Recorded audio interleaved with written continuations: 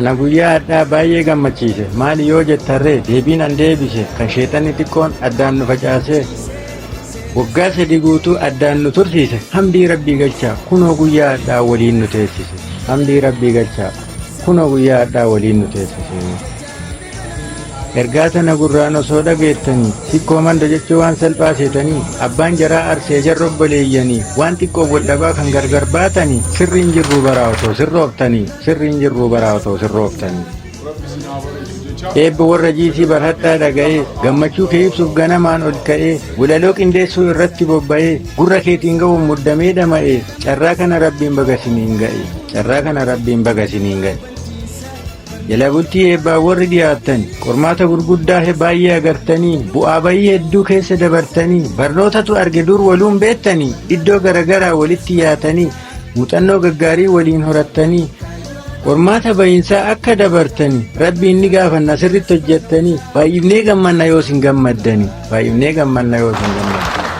Biyya hangafa Oromoo kan jirru Tooranaa Arsiisii Koomandoo Yuunivarsiitii Booranaa asii walitti dhufnee baruu wajjin baranna qormaata bayiinsaa sirritti hojjannaan of qopheessii taa'i asumatti hafta carraan hojii banaa. Nagaan deemi jedhee walaloo yoon baasu qormaata siin shakku baay'een qabu naasuu xiqqoo garaa keessa kan na rifachiisu turtii waliin turre kan garaa na raasu jaalala siif qabuun yeroo agarsiisu leekchereera godhee asin si hambisu hunda naan fudhatuufuu gibbiin rakkisu garaa jabeeffadhee yeroo si geegessu du'aayii sii goone rabbuu sin tursiisu buddeena babadhaa afoo kee haa buusu buddeena babadhaa afoo kee haa buusu. Walaloo yoo baafnu dura qindeeffannee kaayyoo guyyaa sanaa irratti xiyyeeffannee kolfaaf tapha geewone waan feene haasofne ati fincaansituus barreessuun dadhabne rabbii keenya sodaaf mataa qaqqabannee irraa nu gaafataaf arraba tiiffanne walaloon sanumaa jettanii akka nun tuffanne.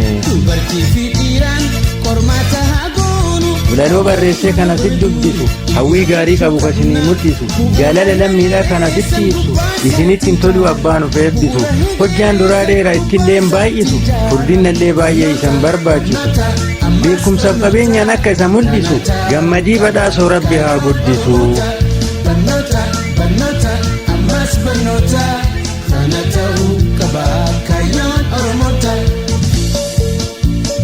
Barnoonni dhugaa ofirraa eegala aadaa hubachiisee seenaadhaas xinxila of tiffii balleessee hamilee kufte kaasa ija jaamee banaa sammuu bilisoomsa.